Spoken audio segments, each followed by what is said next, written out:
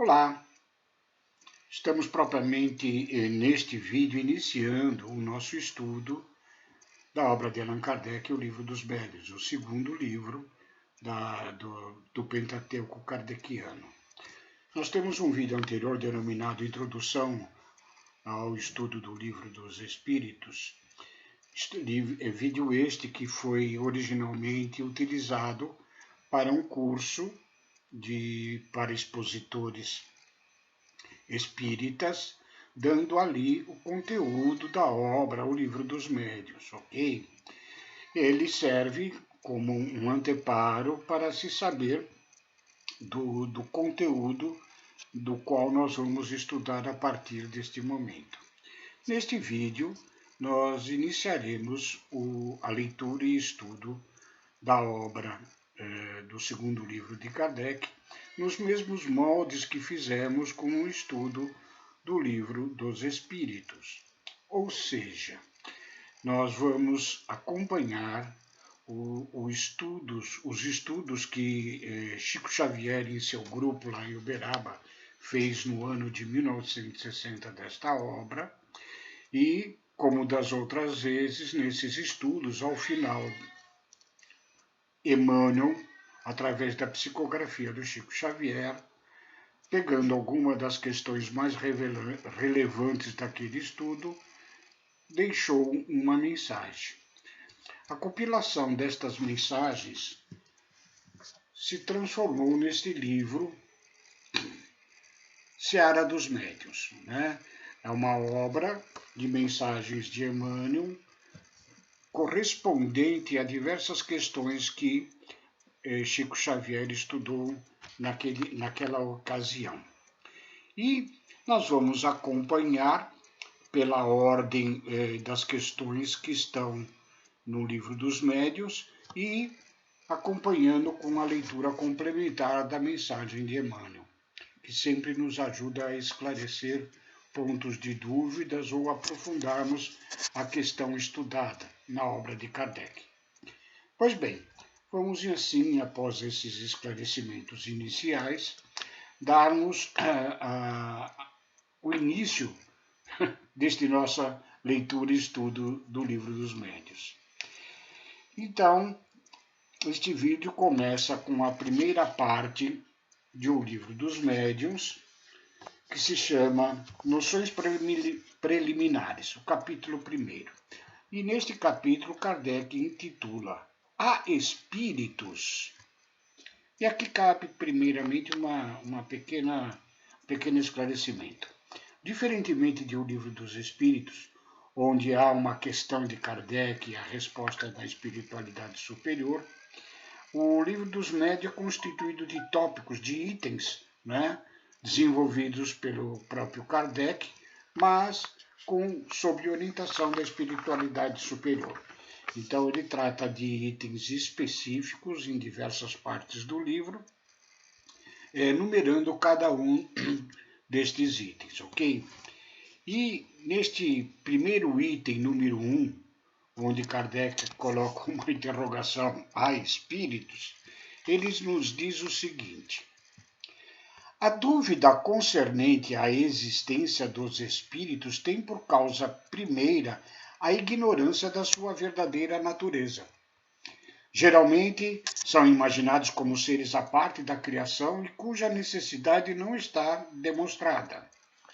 Muitos não os conhecem senão pelos contos fantásticos com que foram embalados, mais ou menos como se conhece as histórias pelos romances. Sem indagar se esses contos, sem os aparatos dos acessórios ridículos, repousam sobre um fundo de verdade. Só o lado absurdo os impressiona.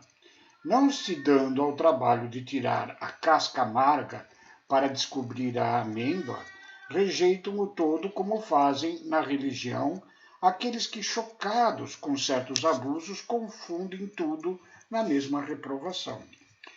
Qualquer que seja a ideia que se faça dos espíritos, essa crença está necessariamente fundada na existência de um princípio inteligente, fora da matéria e que é incompatível com a negação absoluta deste princípio. Tomamos, pois, nosso ponto de partida na existência, sobrevivência e individualidade da alma, da qual o espiritualismo é a demonstração teórica e dogmática, e a doutrina espírita é a demonstração patente. Façamos por um instante a abstração das manifestações propriamente ditas e, raciocinando por indução, vejamos a quais consequências chegaremos. E ele vai desdobrar essa ideia da existência de espíritos. Como nós sabemos, Kardec era também denominado como a razão encarnada. Então ele sempre foi muito bem embasado na lógica, no raciocínio, né, com argumentações indiscutíveis a respeito dos assuntos por ele abordados dentro da doutrina espírita. Por isso que o estudo da obra de Kardec é fundamental para nós que desejamos nos manter a cavalheiro com a doutrina espírita, no sentido de sermos verdadeiramente conhecedores desta natureza que permeia o nosso meio e caminha em paralelo com as vibrações diferenciadas do mundo espiritual. A respeito dessa questão que Kardec coloca se há espíritos, né, ressaltando o espiritualismo que fala da existência dos fantasmas, né, que muitas pessoas denominam os espíritos desencarnados tão somente como fantasmas, e que coloca o espiritismo como a revelação patente da existência espiritual deste mundo que, na qual nós todos sobrevivemos à matéria que é perecível e que o espírito é imortal. E Emmanuel nos deixa uma mensagem que foi feita nesse estudo numa reunião pública lá nos idos de janeiro de 1960, e ele denomina essa mensagem como Num Século de Espiritismo. Lembre-se que em 1957 foi a comemoração do primeiro século da existência do início da nossa doutrina. E esta mensagem foi dita em 4 de janeiro de 1960, cerca de 3 anos, após. Diz-nos Emmanuel: num século inteiro de atividades, temos visto a ciência, ela procurando apaixonadamente as realidades do espírito. Provas indiscutíveis não lhe foram regateadas. E tantas foram elas que Richer conseguiu articular com êxito as bases clássicas da metapsíquica, usando recursos tão demonstrativos e convincentes quanto aqueles empregados na exposição de qualquer problema de patologia ou de botânica.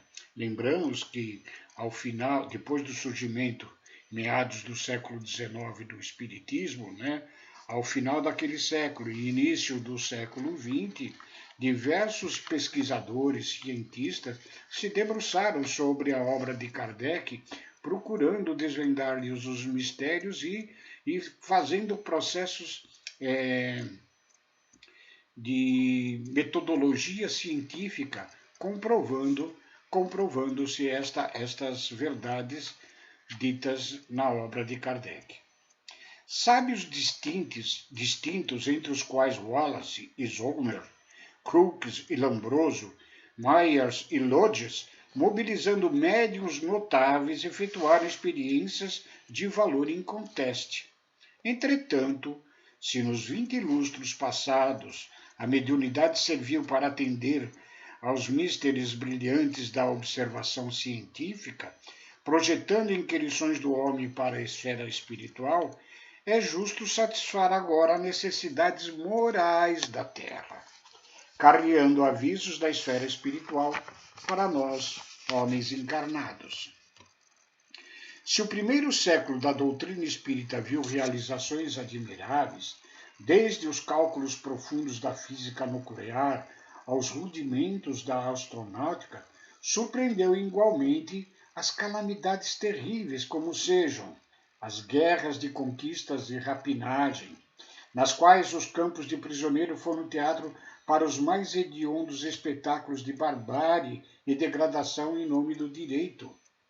A técnica na destruição de cidades em massa, as inquisições políticas, a afeição de antigas inquisições religiosas, amordaçando a liberdade e a consciência, a proliferação das indústrias do aborto, às vezes com o amparo de autoridades respeitáveis, a onda crescente dos suicídios e o delírio dos entorpecentes, o abuso da hipnose, o lenocínio transformado em costume elegante da vida moderna, o aumento dos chamados crimes perfeitos, com manifesta perversão da inteligência e a percentagem assustadora das moléstias mentais com alicerces na obsessão. Desse modo, não nos basta apenas um espiritismo científico, que desprenda indefinidamente cota de tempo averiguando a sobrevivência do ser além do sepulcro.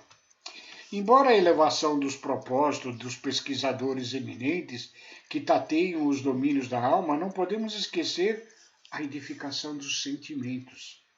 É assim que, repetindo as lições do Cristo para o mundo hoje e há muito tempo atormentado, não nos achamos simplesmente diante de um espiritismo social, mas em pleno movimento de recuperação da dignidade humana, porquanto, em verdade, perante o materialismo irresponsável, assombrear universidades e gabinetes, administrações e conselhos, laboratórios e templos, cenáculos de multidões, o Evangelho de Jesus, para esclarecimento do povo, tem um regime de urgência.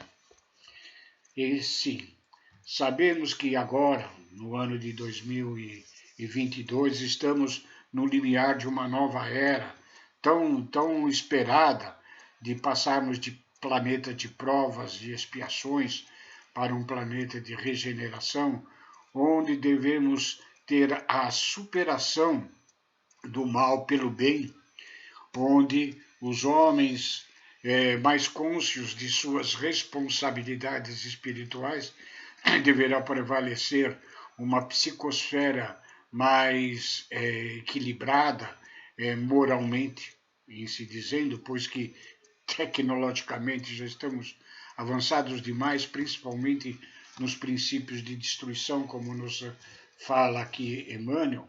Então é o momento da nossa posição de espíritos espíritas cristãos, fazemos a revivência do cristianismo original lá com Jesus, onde a simplicidade dos ensinos do Mestre nos fala fundo ao coração e indica o roteiro, o caminho e a verdade da nossa vida dentro desta evolução espiritual a que estamos afetos todos nós.